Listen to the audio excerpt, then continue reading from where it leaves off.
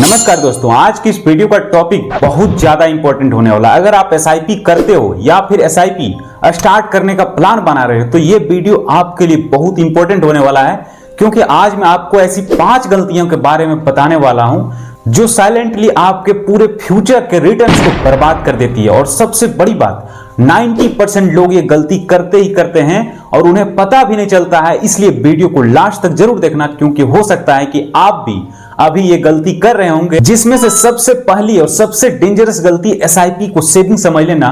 बहुत से लोग एसआईपी को बैंक एफडी या आरडी की तरह ही ट्रीट करते हैं। सोचते हैं कि बस पैसे कट रहे हैं तो कट रहे हैं, कुछ ना कुछ तो मिल ही जाएगा। लेकिन दोस्तों, एसआईपी को सेविंग नहीं, एसआईपी एक लॉन्ग टर्म पैसे बनाने की मशीन की तरह टूल है। जब आप एसआईपी को सेविंग समझते हो तो आप मार्केट गिरते ही डर जाते हो और एसआईपी बंद करने का मन बना लेते हो, और यहीं से आपका सबसे बड़ा नुकसान शुरू होता है। मार्केट गिरने पर एसआईपी बंद करना मतलब सस्ते में यूनिट्स खरीदने का मौका खुद ही छोड़ देना। जो लोग एसआईपी से करोड़ों बनाते हैं वो मार्केट गिरने पर एसआईपी कभी नहीं बंद करते हैं, बल्कि और डिसिप्लिन्ड हो जाते हैं। अगर आप एसआईपी कर रहे हो तो अपने दिमाग में एक बात क्लियर रखो कि ये पैसा शॉर्ट टर्म के लिए नहीं है। अब बात करते हैं गलती नंबर 2। दूसरी सबसे बड़ी गलती, गलत फंड को चूज कर लेना। ये गलती बिगिनर्स ही नहीं बल्कि एक्सपीरियंस इन्वेस्टर भी बहुत बड़ी मिस्टेक करते हैं कि गलत फंड चूज करके सिर्फ इसलिए फंड ले लेते हैं क्योंकि किसी यूट्यूबर ने बोला या फिर किसी फ्रेंड ने सजेस्ट कर दिया, बिना ये देखे कि वो फंड आपके गोल के लिए सही है या नहीं है। क्योंकि हर फंड हर इन्वेस्टर के लिए नहीं होता है। अगर आपका गोल 15 से 20 साल का है मान लीजिए, और आप डेब्ट फंड में एसआईपी कर रहे हो तो आप खुद ही अपने रिटर्न्स कम कर रहे हो। और अगर आपका गोल सिर्फ 3 से 4 साल का है और आप स्मॉल कैप फंड में घुस गए हो तो रिस्क आपके कंट्रोल से बाहर हो सकता है। फंड चूज करते वक्त सिर्फ रिटर्न मत देखो, रिस्क देखो, टाइम का होरिजन कितना है आपके पास, और कंसिस्टेंसी देखो। अब तीसरा सबसे कॉमन गलती, एसआईपी को जल्दी बंद कर देना।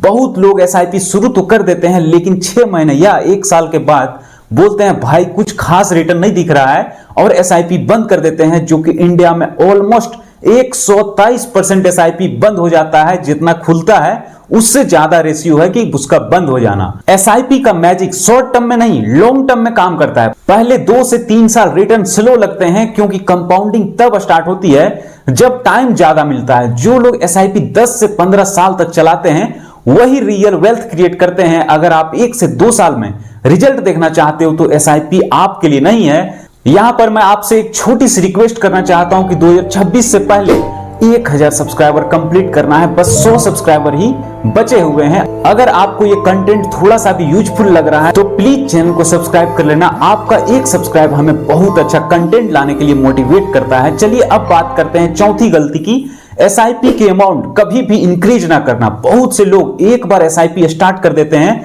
जैसे 2000-3000 रुपए की, और फिर सालों तक उसी अमाउंट पे एसआईपी चलाते रहते हैं। उसकी इनकम बढ़ रही होती है, एक्सपेंसेस बढ़ रहे होते हैं, लेकिन एसआईपी वही के वही होती है। इससे होता क्या है कि इन्फ्लेशन आपके रिटर्न्स को खा जाती है। अगर आप चाहते हो कि आपका कॉर्पस सच में बड़ा बने तो एसआईपी अमाउंट को धीरे धीरे बढ़ाना पड़ेगा।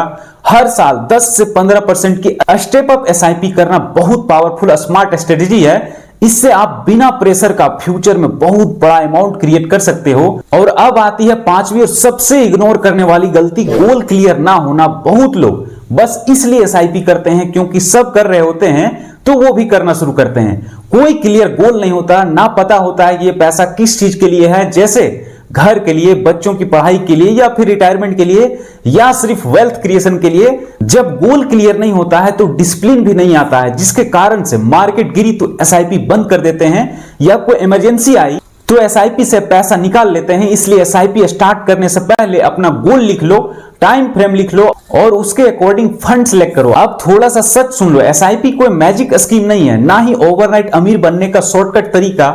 लेकिन अगर सही फंड, सही अमाउंट और सही डिसिप्लिन के साथ की जाए तो एसआईपी आपकी लाइफ बदल सकती है। आज जो लोग करोड़ों के पोर्टफोलियो के साथ बैठे हैं वो लोग भी छोटी एसआईपी से ही स्टार्ट की थी। डिफरेंस सिर्फ इतना है कि उन्होंने हर गलतियों को रिपीट नहीं किया। अगर आप चाहते हो कि आपकी एसआईपी फेल ना हो तो आज से ही सेविंग वाली सोच बंद करो, लॉन्ग टर्म इन्वेस्टिंग वाली सोच लाओ, मार्केट से डरना बंद करो, सिस्टम पर भरोसा रखो और सबसे जरूरी बात पेशेंस रखो। अगर वीडियो पसंद आई हो तो लाइक जरूर करना और कमेंट करके बताना कि कौन सी मिस्टेक आप अभी कर रहे थे और कितने साल के लिए आप एसआईपी स्टार्ट किए हो। वीडियो अगर अच्छा लगा हो प्लीज सब्सक्राइब जरूर करना।